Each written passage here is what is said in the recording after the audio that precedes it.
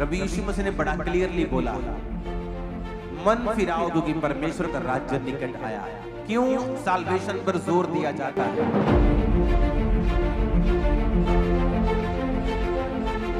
परमेश्वर ने एक और बात बोली है, उसने कहा कि वचन जब अच्छी भूमि पर बोया जाएगा तो वो फल लेके आएगा। अगर वो झाड़ियों के पास बोया गया है तो फल नहीं लाएगा, वो जल्दी उग जाएगा, जल्दी सूख जाएगा, कुछ शैतान चुप के लेके जाएगा। और जो अच्छी भूमि पर बोया जाएगा वो फलों को लेके आएगा। ऐसा क्यों लिखा बाइबल में?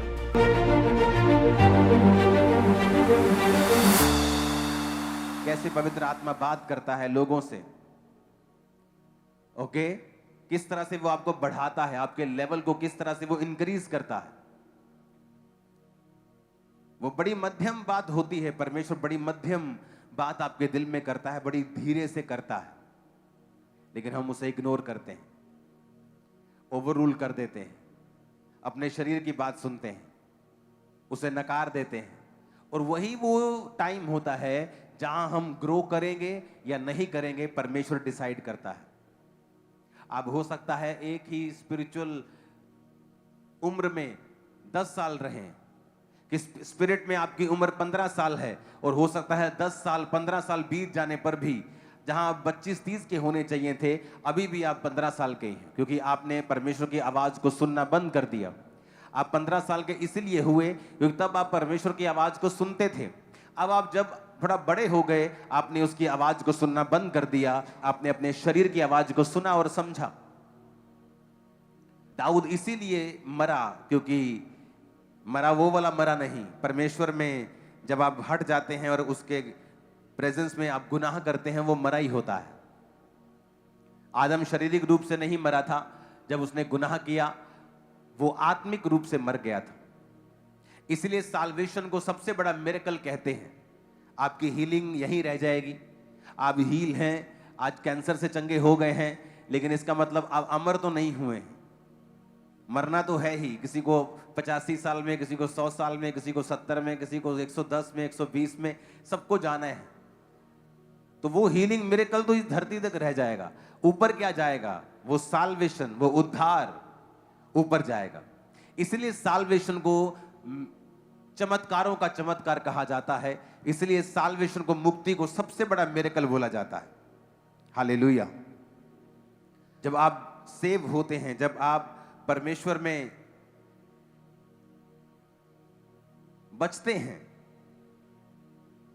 और सेव होने का मतलब शरीर सेव होना, स्पिरिट सेव होना, जनरेशनल कर्सेस से फ्री होना, यह भी होता है। और आत्मिक रूप से सेव होना और अनंत जीवन के वारिस होना, यह भी होता है। क्यों साल्वेशन पर जोर दिया जाता है?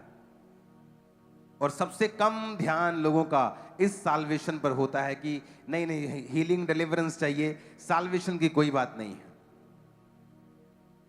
साल्वेशन उन्हें लगता है कि ये कहानियां हैं, कथाएं हैं, ऊपर जीवन होगा। ऊपर किसने देखा? नीचे पहले जीवन होना चाहिए। प्रभु यीशु मसीह ने बड़ा क्लियरली बोला है, मन फिराओ क्योंकि परमेश्वर का राज्य निकट आया है। परमेश्वर का राज्य मन फिराने से तुम उसमें प्रवेश कर सकते हो। परमेश्वर ने एक और बात बोली है, उसने कहा कि आप जानते हैं अगर परमेश्वर ने आपकी जिंदगी में काम करना है, बड़ा काम करना है, वो छोटी छोटी बातें आपसे करेगा। अगर उसने बड़ा काम आपकी लाइफ में करना है, वो आपकी डेली लाइफ के ऊपर काम करेगा। आप बैठकर नेटफ्लिक्स देख रहे होंगे और परमेश्वर का आत्मा बोलेगा मत देख। आप टीवी देख रहे होंगे, परमेश्वर की, और वो आवाज प्रेशर के साथ नहीं आएगी, मत देख, ऐसा नहीं आएगी। जस्ट एक धीमी सी आवाज होगी आपके अंदर। आप उसे इग्नोर कर सकते हैं बड़े आराम से, और वो आपको दोबारा आवाज नहीं लगाएगा। वो आवाज भारी नहीं होगी, वो आवाज जोर से नहीं आएगी। उस आवाज, अगर आप नहीं मानेंगे तो आपका गला नहीं दबा देगी। वो शैतान है जो ऐसा करता है। परमेश्वर ऐसा नहीं करता है। आपने कभी नहीं देखा होगा किसी क्रिश्चियन के ऊपर पवित्र आत्मा आए और वो खेलने लगे और चर्च में लेके गए और मालूम हो कि इस पे तो पवित्र आत्मा आता है। जीसस ने कहा, मैं किसी के ऊपर जबरदस्ती नहीं आता हूं। जब तुम मुझे पुकारोगे, मेरे प्यासे होवोगे, मुझे बुलाओगे, तब मैं आऊंगा। चोर डाकू तुम्हारे घर में पूछ के नहीं आते हैं, वो ऊपर से आते हैं। इसलिए आप परमेश्वर की आत्मा को कभी नहीं देखोगे कि वो किसी पे आ जाए और उसको पता ना हो कि ये परमेश्वर का आत्मा मेरे अंदर है। उसको चर्च जाके बताओ कि मेरे अंदर तो पवित्र आत्मा है। लेकिन भूतों के बारे में आप ऐसे ही सुनोगे कि इसके अंदर फलाना है, इसके अंदर धमकानी है, आप ऐसे ही सुनोगे। क्यों? क्योंकि वो चोर और डाकू हैं, वो पूछ के नहीं आए। क्योंकि आपका घर, जब आप अपने घर में जाते हैं, आप गवांडी के पड़ोसी के पास से होकर आप दीवार फांद कर नहीं जाते हैं, आप अपने घर में फ्रंट से जाते हैं। जब जीसस आपके रियल घर में, जो उसका आप रियल घर है, जब आता है, वो फ्रंट से आता है और पूछता है, क्या तू अपने हृदय में मुझे जगह देगा? जब आप बोलते हैं हाँ मैं दूंगा और पापों को मानूंगा, तब पवित्र आत्मा आपके हृदय में आता है। इससे मालूम होता है कि वो आपका असली बाप है और आप उसके असली घर हैं। पता चलता है। लेकिन बड़ी दुष्ट आत्मा आपके अंदर होती, जो आपको मालूम भी नहीं आपके अंदर है। जब एक दिन खेल आती तो पता चलता है फलाना मेरे अंदर आ गया जी, ये तो ढिमकाना मेरे अंदर। किसने बोला इसको आने के लिए? किसने नहीं, क्योंकि चोर और डाकू किसी से बिना पूछे आपके घर में एंट्री मारते हैं। आपको ये बात समझनी होगी। जब भी पवित्र आत्मा आपके जीवन में काम करना चाहेगा, वो आपसे धीमी बातें करेगा। वो हो सकता है आपके दिल से, आपके दिल हृदय में बात करे कि अपनी माता से अच्छी तरह से बात कर। वो आपके हृदय से छोटी छोटी विषयों में बात करता है। लेकिन आप जब शरीर में होते हैं और उसको इग्नोर करते हैं, तो आप अपनी ग्रोथ पे अटैक करते हैं।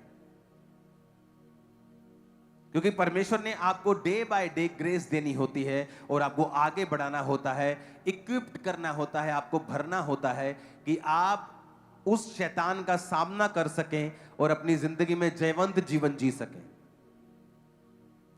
अगर मान लो आपको अपने बेटे के ऊपर कंट्रोल चाहिए, जो आउट ऑफ कंट्रोल जीवन जी रहा है, तो वो कंट्रोल आपके बेटे से शुरू नहीं होगा, वो कंट्रोल आपकी स्पिरिचुअल लाइफ के कंट्रोल से शुरू होगा, आपकी लाइफ से।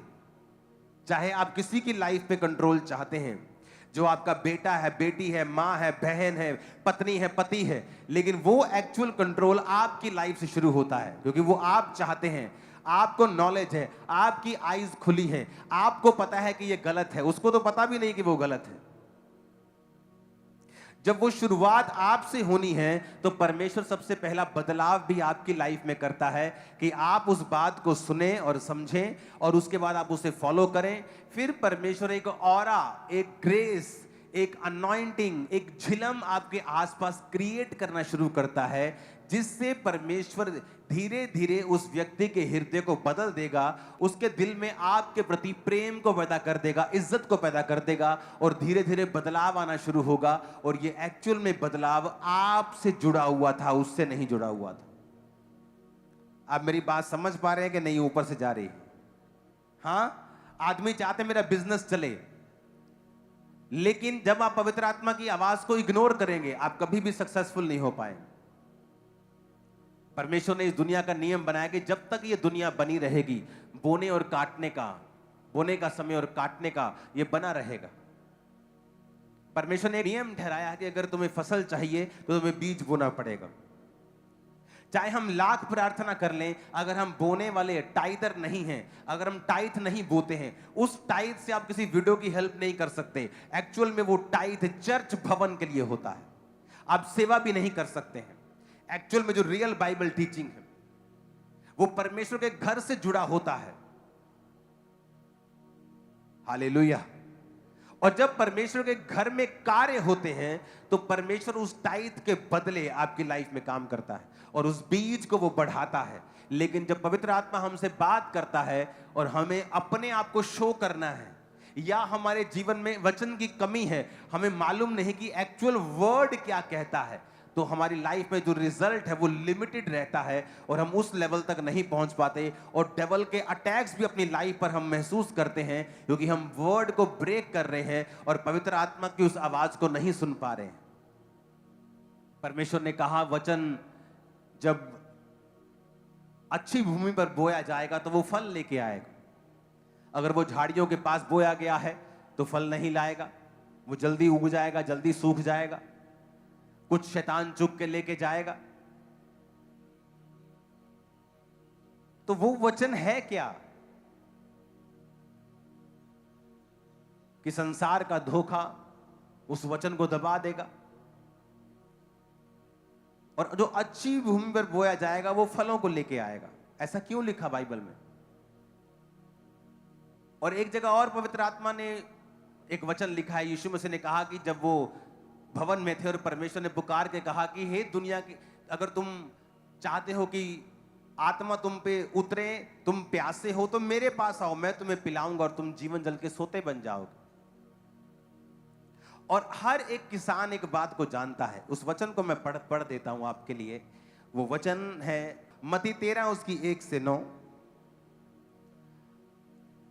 ये है उस बीज का जिक्र, मार्ग के किनारे गिरना और पक्षियों का उसे चुगना 4 आयत में। यानी जो कुछ सुना शैतान उसे चुरा कर लेके गया। पथरीली भूमि पर गिरना और गहरी मिट्टी ना मिलने के कारण जल्द उग जाना और फिर सूख जाना, और जड़ ना पकड़ने के कारण सूख जाना।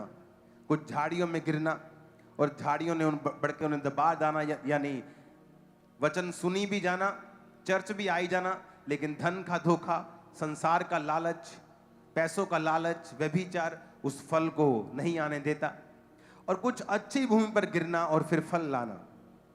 अच्छी भूमि पर वचन बीज का गिरना। अगर आपकी लाइफ में आप चाहते हो कि फल आए, आपको राइट भूमि आपको चुननी पड़ती है। चर्च एक राइट भूमि है बीजों को बोने के लिए। प्लस एक और बात वहां पे लिखी है, अगर आप चाहते हो ना कि आपका बीज फल लाए, तो वचन कहता है कि जो बीज, जो पेड़ नदी के किनारे लगे होते हैं वो कभी सूखते नहीं हैं। अगर आप देखेंगे तो नदियों के किनारे बड़ी अच्छी पैदावार होती है। क्यों? क्योंकि उनका जो माहौल होता है, उस पानी के कारण, उस मिट्टी का, नमी का वो माहौल जो है वो बीज को फलवंत करने में हेल्प करता है। तो पानी चाहिए बीज को, अगर आप चाहते हैं कि वो बीज फल लाए, वो बढ़े, आपकी लाइफ ग्रो हो। वचन ये कहता है कि यीशु मसीह ने कहा, अगर तुम प्यासे हो तो मेरे पास आओ, मैं उसे जीवन जल का सोता बना दूंगा। आप नोटिस करेंगे जिन व्यक्तियों की जिंदगियों में बैप्टिज्म लेकर साल्वेशन हो गई है, जिनकी मुक्ति हो गई है, उद्धार पा लिया है, और जिन्होंने पवित्र आत्मा को पा लिया है, आप हमेशा नोटिस करेंगे कि जब उनको बाइबल में से कोई वचन मिलता है, एक तो उनकी भूमि अच्छी है क्योंकि उन्होंने पवित्र आत्मा को पाया हुआ है, उन्होंने तौबा की हुई है, वो परवाह नहीं करते कि मेरी बेटी का रिश्ता कहां पे होगा, मैं बपतिस्मा लूंगा तो ऐसा तो नहीं हो जाएगा। वो ऐसी मूर्खों की तरह बातें नहीं करते हैं। वो क्राइस्ट को पब्लिकली कन्फेस करते हैं। अगर आपने यीशु मसीह को पब्लिकली कन्फेस नहीं किया है, वो आपको नहीं जानता है। आप उसे जानते, वो आपको नहीं जानता है। जिसने पब्लिकली कन्फेस कर लिया, बैप्टिज्म ले लिया, पवित्र आत्मा को पा लिया, उसके जीवन में 2 बातें होती हैं। कैसे? आपकी जो भूमि है, आपका शरीर जो मिट्टी का बना हुआ है, जब जैसे नीचे की भूमि पर जब बीज जाता है तो वो फल लाता है, उसी तरह आपकी भूमि फिर रेडी होती है कि परमेश्वर का वचन आपके अंदर जाए, चाहे वो हीलिंग का हो, वो डिलीवरेंस का हो, वो बरकत का हो, वो छुटकारे का हो, फिर वो आपके अंदर से फूटने लगता है वो छुटकारा। लेकिन अगर आपका शरीर तैयार नहीं है, आपका जीवन रेडी नहीं है, वो सेव नहीं है, आपने तौबा नहीं की है, आप ऐसे पापों में हैं जो अब तक आपकी लाइफ से चले जाने चाहिए थे, फिर वो बीज जब चला जाता है वो फल नहीं लाता। आप फिर बोलते रहते हैं, तेरे कोड़े खाने से मैं चंगा हो चुका हूं।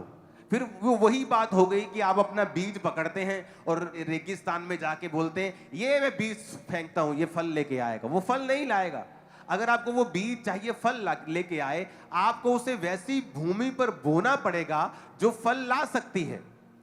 आपका शरीर, आपका जीवन अगर आपने रेडी नहीं किया उस फल को लाने के लिए, वो वेस्ट हो जाएगा जो पास्टर आपके लाइफ में डिक्लेयर कर रहा है, जो आप पढ़ रहे हैं, आप डिक्लेयर कर रहे हैं, वो काम नहीं आएगा क्योंकि आपकी भूमि रेडी नहीं है। और जब आपको ये बात पता होगी कि मुझे तौबा करनी है, मुझे परमेश्वर के साथ संग रहना है, वचन को पढ़ना है, आपका शरीर रेडी है। जैसे आप वर्ड पढ़ेंगे या आप पर कोई भविष्यवाणी होगी या आप पे कोई डिक्लेरेशन होती है, वो आपके अंदर रिसीव हो जाती है। उसके बाद लिखा है पवित्र आत्मा उनकी जिंदगी में जब होता है वो पानी की तरह काम करता है, होली स्पिरिट वाटर की तरह काम करता है। और वो जब आपके जीवन में प्रेजेंस रखता है और वचन की प्रेजेंस होती है, वो बीज धीरे धीरे फल लाने लगता है। आप इमेजिन, आप हमेशा नोटिस करेंगे जो व्यक्ति पवित्र आत्मा से भरपूर नहीं है, क्राइस्ट के वचनों को मानने के लिए उनको संघर्ष लगता है। और वो पुराने ईसाई हैं, फलानी चर्च के बड़े बड़े कम्युनिटी मेंबर हैं, लेकिन उनकी शादियां देखो सब अन्य जातियों की तरह करते हैं। उनके कोई काम देख लो, बर्थडे पार्टी देख लो, शादी देख लो, कुछ देख लो, आपको पूरा संसार और डबल शैतान नाचता हुआ दिखाई देगा। क्योंकि अगर आप क्रिश्चियन हैं इस बात से कोई मायने नहीं, अगर आप बाइबल को फॉलो करते हैं और आपने सेव हो गए हैं और पवित्र आत्मा को पा लिया है, देन वो भूमि राइट है, क्योंकि वहां बीज भी है, वहां पानी भी है। जहां बीज होगा, नमी होगी, वो बीज फल लाएगा। जिन लोगों की लाइफ में पवित्र आत्मा की हुजूरी नहीं है, वो बड़ा संघर्ष करते हैं, हीलिंग के लिए संघर्ष करते हैं, डिलीवरेंस के लिए संघर्ष करते हैं, और क्रिश्चियन हैं, खुदा से प्यार भी करते हैं। ये भी बताता हूं आपको, वैसे प्यार करते हैं परमेश्वर से, बोलेंगे हम प्यार करते हैं प्रभु से। कोई धरना लगाना हो वहां पहुंच जाएंगे, कोई काम करना हो पहुंच जाएंगे, लंगर लगाना हो पहुंच जाएंगे, लेकिन वो ये बात नहीं समझते हैं कि इससे बड़ा जीवन परमेश्वर ने हमें देने के लिए बुलाया है। और जब आपकी लाइफ में आप ग्राउंड को सेट करते हैं और उसके अंदर जब बीज जाता है और पवित्र आत्मा की प्रेजेंस एक पानी की तरह उस बीज पे काम करती है। इसलिए जो लोग पवित्र आत्मा से भरपूर नहीं होते, सेम वचन जो आपको समझ आता है उन्हें अलग तरह से आता है। सेम वचन आप फेथ से भरे होते हैं और उनके लिए वो नॉर्मल वचन है, उनको लगता है कि नहीं ठीक है, ओके है, हाँ हाँ सही है, सब ठीक है, चलो काम धंधा करते हैं सुबह। यही रियल वर्ल्ड है। उन्हें लगता है कि वो मिरेकल शायद पुराने जमाने में होते थे, उनकी लाइफ में वो काम नहीं होता क्योंकि पवित्र आत्मा की प्रेजेंस नहीं है। पठानकोट क्रूसेड में मैंने एक रिवाइवल के बारे में बात की थी और उस व्यक्ति ने भी 4 पॉइंट्स में ये बताया था कि क्राइस्ट को पब्लिकली कन्फेस करें। उसके लिए चाहे आपको परसिक्यूशन सहनी पड़े, उसके लिए चाहे आपको किसी भी चीज का नुकसान सहना पड़े, उसे सहो, क्योंकि जब तक आप वो नुकसान नहीं सहेंगे आप रियल फायदे में कभी नहीं जाएंगे। मैं आपको बता रहा हूं, अगर आप कैंसर के फोड़े को सोचते रहेंगे कि मैं अगर इसे निकलवाऊंगा तो मुझे दर्द होगी, वो आपको खत्म कर देगा। वो पेन तो होगी लेकिन उसके बाद जीवन भी होगा। आपको ये बात समझनी ही पड़ेगी।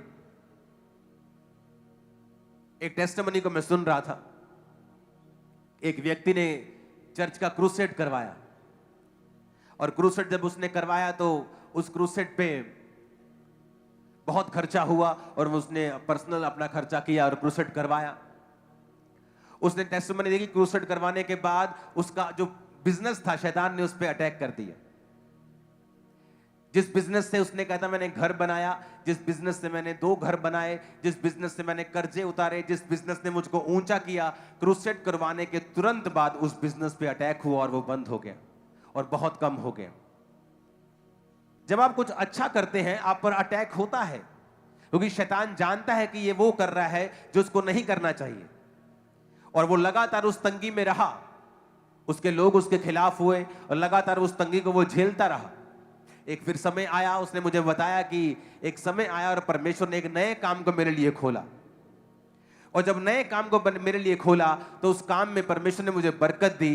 जितने वो पहले कमाता था उससे 3 गुना ज्यादा कमाता है अब 2 साल के अंदर अंदर, और वो काम वो कभी नहीं करता।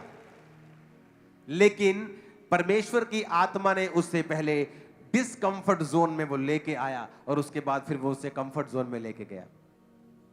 जब आप सही चीज करते हैं कई बार आपको डिस्कंफर्ट होता है। आप देखा मैं पहले ही क्या सुना ना करिए, आप मैं क्या सुना के बाद लोगों ना दसिए, पब्लिकली कन्फेस करने की कोई लोड़ नहीं सी, रब नूं राम ना मनदे रहंदे। ऐसे मानने की कोई जरूरत नहीं है आपको, परमेश्वर को आपकी कोई जरूरत नहीं है। मैं आपको बता रहा हूं, आप हो सकता है आज आप कल पब्लिकली कन्फेस करके नुकसान उठाएं उठाओ नुकसान। मैं चैलेंज करता हूं, अगले 5 सालों में जो फायदा होगा, नुकसान चिल्लर ठहराएगा उसके सामने जो फायदा होने वाला। सोचो तो सही, तुम क्यों डरते हो? जिस परमेश्वर ने सूर्य, चांद को, चंद्रमा को, पूरे तारागणों को बनाया, जिसने इतना बड़ा बड़ा ग्रह को बना के इतना सब कुछ बनाया, वो तुम्हारी उस छोटी सी नौकरी का क्या इंतजाम नहीं कर पाएगा? क्या वो तुम्हें सेटल नहीं कर पाएगा? बड़ा सोचो परमेश्वर के लिए, और वचन से सोचो कि परमेश्वर आपको मरने नहीं देगा। आप उसको कुछ देंगे, वो आपको बड़ा देगा। आप उसके लिए कुछ त्यागेंगे, आप 100 गुना पाएंगे। वही आप जो नहीं कर पा रहे हैं, इस डर से कि यही खत्म ना हो जाए, वही आपकी रुकावट है जो आपको एक लेवल पे रख रही। हालेलुया। एक टीम मेंबर था, ये 15 साल पहले की बात है, और मैंने उसे बताया कि परमेश्वर का आत्मा चाहता है कि तू फुल टाइम परमेश्वर का काम करे। और मेरी आदत है, मैं कभी लोगों को फोर्स नहीं करता हूं। कोई जाना चाहता है उसी वक्त जा सकता है, कोई आना चाहता है आ सकता है। अब मेरी लाइफ में वो बदलाव आ चुका है। हम किसी की काउंसलिंग नहीं करते ठहरने के लिए। पहले काउंसलिंग चलती थी, 15 साल काउंसलिंग चल रही, नहीं सेवा कर। अब कोई काउंसलिंग नहीं होती। आपका 1% भी दिल नहीं, आप कभी भी जा सकते हैं, क्योंकि परमेश्वर को 100% लोग चाहिए, आधे अधूरे लोग नहीं चाहिए। तो उस समय मैंने उससे कहा, और वो हमेशा टालता रहा, और हमेशा उसे लगता था कि वो इस तरह से आप ये दिखाते हैं कि आप बहुत बड़े, कोई वैल्यूएबल चीज हैं आप, और फिर परमेश्वर आपको ब्लेस नहीं करता। और वो लगा रहा सालों साल, लेकिन जब उसने फैसला किया फुल टाइम सेवा में आने का, उसके बाद उसकी लाइफ में बदलाव हुआ और बड़ी ब्लेसिंग्स आई। पहले नहीं, सेवा करता था, वो चर्च में सेवा करता था। ये बात मैं इसलिए कह रहा हूं कि पवित्र आत्मा कई बार आपसे जब बात करता है, आप उसको इग्नोर करते हैं और कंटिन्यू इग्नोर करते हैं, और वो हो सकता है आप 10 साल इग्नोर करते रहे, लेकिन 10 साल बाद भी वो पवित्र आत्मा आपको सेम बात ही बोलता है, और उसी के पीछे आपकी एक बड़ी बरकत होती है। 10 साल से वो सेम बात कर सकता है, क्योंकि उसकी योजना सेम नहीं होती। मैंने किसी को कहते सुना कि परमेश्वर के जो प्लान्स हैं, कि परमेश्वर जो योजनाएं तुम्हारे विषय में रखता है, तुम्हारे लाभ की हानि के लिए नहीं, कि परमेश्वर has a lot of plans for your life. अगर एक प्लान तुम कहीं पाप करके गिर गए, ही हैज अनदर प्लान, गिर गए ही has another. This is not a right, this is false information. परमेश्वर के पास आपके लिए मल्टीपल प्लान्स नहीं है। उसके पास आपके बहुत से प्लान्स हैं, यानी वो आपको फाइनेंशियली ब्लेस करना चाहता है, बहुत से प्लान है। वो आपको मैरिड की लाइफ आपकी बहुत ब्लेस करना चाहता है। He has multiple plans for your life, but not like that कि अब एक प्लान से निकल गए उसके पास ही हैज अनदर प्लान। नहीं नहीं नहीं, उसके पास कोई भी प्लान नहीं। उसके पास एक ही प्लान है आप लोगों के लिए, या परफेक्ट है या परमिसिव है, या परफेक्ट जिसमें आशीष है, परमिसिव यानी उसमें आशीष भी है और श्राप भी है। आपने चुनना है, आपको वो फोर्स नहीं करेगा। Hallelujah, hallelujah. आपको चुनना पड़ता है कि आज आप शरीर के सामने, परिस्थितियों के सामने झुकना चाहते हैं या आप आगे बढ़ना चाहते हैं। ये चर्च 2 साल की यंग चर्च सडनली गर्मी में आती है और टेंट लगते हैं और कूलर्स नहीं है और जस्ट पंखे लग रहे हैं और बड़ी गर्मी है जून के महीने में। बहुत सारे विश्वासी आगे कंप्लेंट कर रहे हैं, नहीं नहीं चर्च है, बहुत गर्मी होती है, बहुत गर्मी है, क्या करें क्या करें। और सडनली मेरे को एक मैसेज आता है कि एक पास्टर हैं और वो आके यूएसए से आपकी चर्च में प्रीच करेंगे और जाते जाते आपको 8-10 लाख रुपए दे जाएंगे और आप लेंटर डाल लेना। वाओ, व्हाट ए प्लान कि सभी 500 के 500 लोग लेंटर के नीचे आ जाएंगे, गर्मी खत्म हो जाएगी। लेकिन पवित्र आत्मा ने मुझसे अंदर कहा, मत कर। पैसे के लिए परमेश्वर के पुलपट किसी को मत दे। हाँ, वैसे कोई तेरी चर्च में प्रीच करने, तुझे पवित्र आत्मा तेरी अगुवाई करे तो बुला किसी को बुला, कोई प्रॉब्लम नहीं, लेकिन पैसे के लिए मत बुला। मैंने कहा नहीं, मैं नहीं करूंगा ये। उसी गर्मी में हम रहे, फिर 1 साल नहीं, 2 साल नहीं, 3 साल, 4 साल, 5 साल, 6 साल, और आपको ऐसा लगता है कि आपने परमेश्वर का प्लान चाहे रिजेक्ट कर दिया है। आपने क्यों पैसा नहीं लिया? अगर वो छत डल जाती, आज इस छत में हम कभी नहीं होते। हालेलुया। आज भी चर्च बहुत से काम कर सकती है। आज भी जब मैं टीम को बुलाता हूं, क्या चल रहा है कंस्ट्रक्शन में, क्योंकि वो इतना बड़ा काम है, इतना ज्यादा काम है कि अगर मीडिया का काम हम कर रहे हैं तो उसका बिल बना है 1,75,00,000 रुपए। सिर्फ मीडिया, जो आपको नजर नहीं आना, जो पीछे के इक्विपमेंट्स हैं, जो पीछे की चीजें, जो नए हॉल में रेडी हो रहा है, तो उसको धीरे धीरे करके पैसे जा रहे हैं, 40 लाख जा रहा है, फिर वो धीरे धीरे आ रहा है, फिर वो बन रहा है, उसके साथ दूसरा काम जुड़ा हुआ, उसके साथ तीसरा जुड़ा हुआ, चौथा जुड़ा हुआ, 5वां जुड़ा हुआ है, एक एक करके पेमेंट सबकी जा रही है। मैं तो हैरान होता हूं कई बार जब लोग बोलते हैं ओ इनको फॉरेन से पैसा आ रहा है, इनकी फॉरेन फंडिंग की जांच की जाए। और मेरी टीम जब आके बोलती है, मैं बोलता हूँ ये काम क्यों नहीं हो रहा? पापा पेमेंट थोड़ी है, तो हम सबको धीरे धीरे करके बांटते हैं और इस तरह से काम हो रहा है। मैं कहा यार तू ही झूठ बोली जाने, लोग की कह रहे साढ़े को पैसा बहुत है, तू ही कहते रखा होना पक्का। वो कह रहे साढ़े को पैसे बड़े, तू ही कह नहीं हौली हौली काम कर दे। 2017 से चर्च बन रहा है, 8-9 साल हो गए। ये चर्च बिकी नहीं। थोड़ी सी वोटें डलवा दो ना, थोड़ी सी 20-25 लाख लोग दे जाते हैं। और जितना चर्च के साथ लोग जुड़ा है, हम 100 करोड़ भी मांगेंगे ना तो मना नहीं करता, और झट में हल होते हैं। लेकिन परमेश्वर ने कहा है बिकना नहीं है। इस चर्च को जब वो खड़ा करेगा ना, कोई दुनिया का माइकल आला अविश्वासी आके नहीं बोल सकता इस चर्च की मैंने हेल्प की, मैंने दिया इनको पैसा, कोई नहीं बोल सकता। हम सब यही बोलते हैं कि इस चर्च के गरीब लोगों ने, इस चर्च के मीडियम क्लास लोगों ने, इस चर्च के अमीर लोगों ने, हमने मिलके बिना फॉरेन फंडिंग के ये चर्च खड़ा किया, खुदा ने खड़ा किया। हालेलुया। ये लाइफ होनी चाहिए। एक समय होता है, आपको वेट करना है, वो चाहे उसमें टाइम लगे। रेत पे घर बनाना आसान है, आप झट बिक जाओ और 50-100 करोड़ में और जो मर्जी एम्पायर अपना खड़ा कर लो, लेकिन उसमें बढ़ोतरी नहीं है, उसमें परमेश्वर नहीं है। परमेश्वर का घर हमेशा चट्टान पर बनाना, उसकी नींव डालना कहीं अधिक मुश्किल है, लेकिन जब वो घर बन जाता है कोई ढा नहीं सकता, कोई गिरा नहीं सकता। फैसला कर लो, आज वचन पे खड़े रहेंगे, वचन में खड़े रहकर थोड़े साल मुसीबत भी झेलनी पड़े तो झेलेंगे, क्योंकि जो परमेश्वर ने अब इस सेवकाई में किया है वो मार्वलस है। वो दुनिया देख रही है, वो अमेरिका देखता है, वहां के लोग देखते हैं कि क्या हो रहा है वहां। मैसेजेस आते हैं, फोन्स आते हैं, कई देशों के प्रेसिडेंट, प्राइम मिनिस्टर्स वॉच करते हैं हमारी मीटिंग्स को कि परमेश्वर का आत्मा वाकई वहां काम कर रहा है। Hallelujah, hallelujah.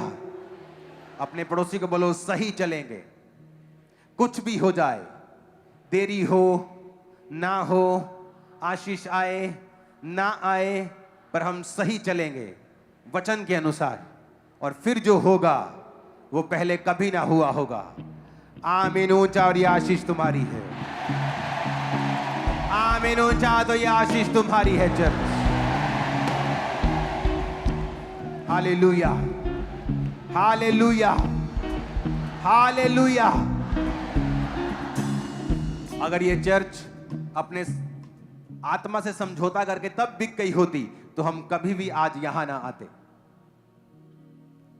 उस 10 बाय 12 के रेंटेड कमरे की चर्च आज 50, 70, 100 एकड़ में लग रही है। आपको पता होना चाहिए, क्योंकि हमने परमेश्वर को प्रथम स्थान दिया है। मेरी टीम मेंबर्स के अपने घर थे, और 2016 में मैं रेंट पे था, जब मैं ये चर्च भारत की दूसरी सबसे बड़ी और पंजाब की सबसे बड़ी और उत्तर भारत की सबसे बड़ी चर्च थी। लोगों ने कहा आप क्या कर रहे हो? मैंने कहा मैं जो समझता हूं कि पहले अपने चर्च को, टीम को, लोगों को बिल्ड करना चाहिए।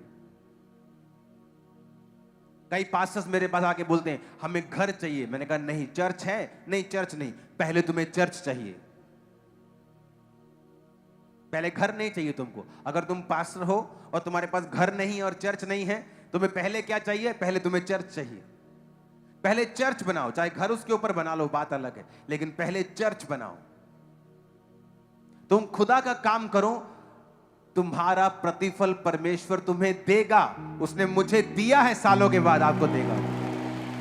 और जब वो देता है तो दुनिया से अलग देता है, बेस्ट देता है।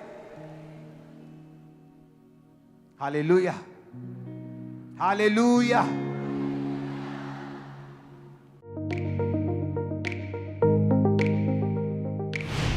परमेश्वर के दास के द्वारा दिए गए जीवित वचनों और गहरे आत्मिक भेदों को जानने के लिए आप हमारे YouTube चैनल को अभी सब्सक्राइब करें और बेल आइकन को दबाना ना भूलें, ताकि हर एक नई अपडेट और अनाउंसमेंट सबसे पहले आप तक पहुंच सके।